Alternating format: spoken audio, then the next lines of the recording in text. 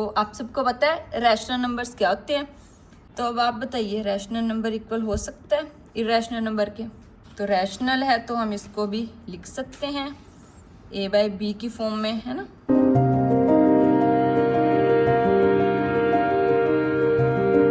Hello बच्चों, आज हम कर रहे हैं एक्सरसाइज 1.2 का थर्ड क्वेश्चन। थर्ड क्वेश्चन क्या कह रहा है? Prove that the following are irrational. हमें ये टर्म्स दे रखी है, नंबर्स दे रखे हैं, हमें प्रूव करना है कि ये इरेशनल है। ठीक है, तो फर्स्ट क्या दे रखा है? 1/√2।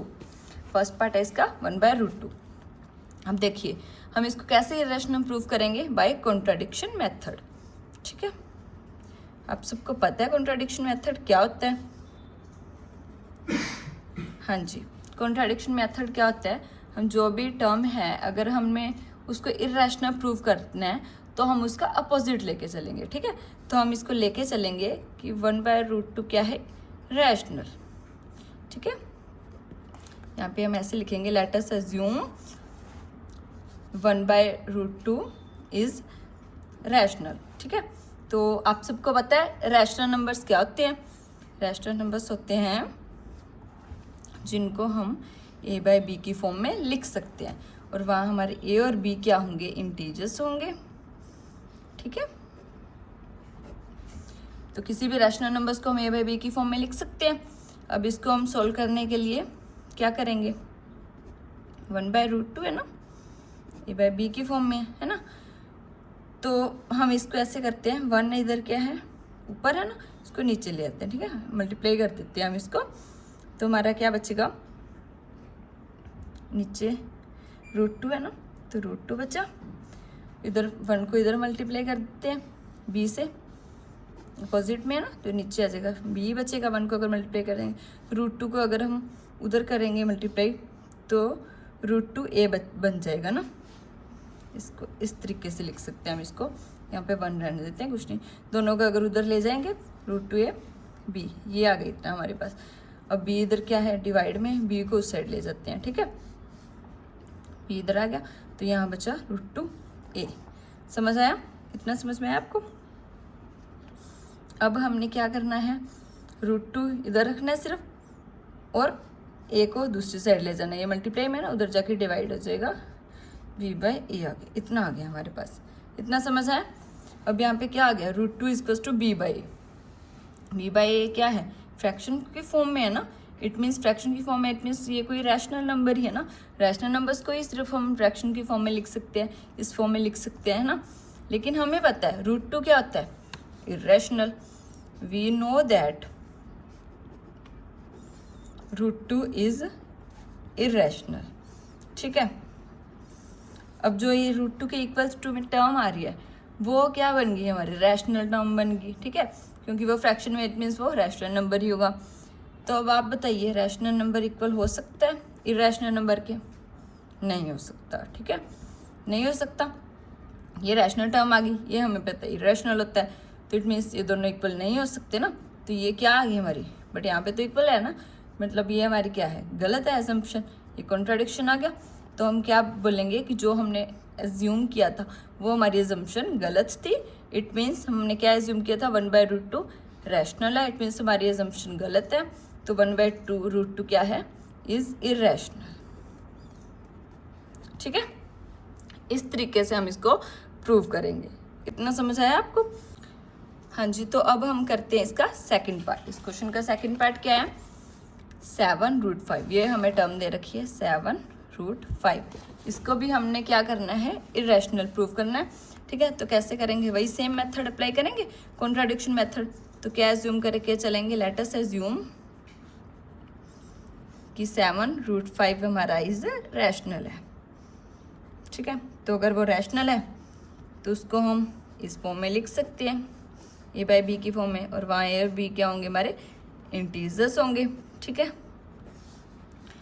तो अब √5 इधर रहने देते हैं, ये मल्टीप्लाई में उधर जाके डिवाइड हो जाएगा, a/7b बन गया। इतना समझ आया? अब देखिए हमें पता है √5 क्या है? We know that √5 is irrational. ठीक है, बट ये देखो, ये जो टर्म आ रही है इसके इक्वल्स टू, ये तो ए बाई बी की फॉर्म में ही है, चाहे 7b हो 6b वो मैटर नहीं करता, फ्रैक्शन की फॉर्म में है ना। इट मीन्स ये टर्म हमारी तो रैशनल है ना, ये टर्म तो हमारी रैशनल है, क्योंकि रैशनल नंबर को हम लिख सकते हैं फ्रैक्शन की फॉर्म में, ये फ्रैक्शन फॉर्म में, इट मीन्स ये रैशनल होगी। बट हमें पता है कि √5 क्या है, इरेशनल है। तो इरेशनल क्या इरेशनल के इक्वल हो सकता है? नहीं हो सकता। तो ये हमारी क्या आ गई, कॉन्ट्राडिक्शन आ गई। इट मीन्स हमने जो भी एज्यूम करके चला था वो हमारा क्या है, गलत है। हमने एज्यूम क्या किया था, 7√5 क्या है, रैशनल। इट मीन्स 7√5 क्या है, इरेशनल है, रैशनल नहीं है। तो यहाँ पे हम लिख सकते हैं कि ये हमारी कॉन्ट्राडिक्शन आ गई। इट मीन्स हमने जो एज्यूम किया था वो हमारा गलत है। तो इससे प्रूव होता है कि 7√5 इज इरेशनल। ठीक है, नेक्स्ट पार्ट करते हैं, थर्ड पार्ट। 6 + √2 ये हमें दे रखा है टर्म, सेम ही मेथड है। ठीक है, इसमें भी हम एज्यूम करेंगे, लेट अस एज्यूम कि ये जो टर्म है 6 + √2 इज रैशनल। ठीक है, तो रैशनल है तो हम इसको भी लिख सकते हैं a बाई बी की फॉर्म में, है ना। और a b हमारे क्या है, इंटीजर्स हैं। इतना समझ आया। अब ये प्लस में, उधर जाके इसको कर देंगे माइनस में, b माइनस में 6। ठीक है, अब इसको एलसीएम लेने के लिए नीचे 1 लगा के मल्टीप्लाई कर देंगे, इनको क्रॉस मल्टीप्लिकेशन कर देंगे, तो दोनों को आपस के में मल्टीप्लाई करेंगे, b आ जाएगा, है ना। b को 6 से करेंगे तो यहाँ पे 6b बन जाएगा, a को 1 से करेंगे a बनेगा। इतना है, ये टर्म आ गई हमारे पास। ठीक है, अब इसको हम कैसे लिख सकते हैं, हमारे पास क्या है, √2 = a माइनस 6b बाय में b, ये आ गया। ठीक है, अब ये देखिए, ये भी हमारे इंटीजर्स है, b ये टर्म भी तो क्या आ रही है, रैशनल है ना, फ्रैक्शन में आ रही है। इट मीन्स ये भी फ्रैक्शन में आ रही है, इट मीन्स ये टर्म हमारी क्या है, रैशनल टर्म है। बट हमें पता है √2 क्या होता है, इरेशनल है ना। We know that √2 is irrational. तो ये तो कॉन्ट्राडिक्शन आ गई ना, इरेशनल रैशनल के इक्वल आ रहा है। क्या इरेशनल होता है रैशनल के इक्वल? नहीं होता। तो हम क्या बोलेंगे कि हमने जो एजम्पशन ली थी वो हमारी एजम्पशन गलत है। हम लेके चले थे कि 6 + √2 हमारा रैशनल है, बट हमारी कॉन्ट्राडिक्शन आ गई, इसलिए हम ये बोलेंगे कि वो हमारा रैशनल नहीं है। 6 + √2 क्या है, इरेशनल। समझ में आया आपको? इस तरीके से हम इसकी रैशनैलिटी प्रूव करेंगे।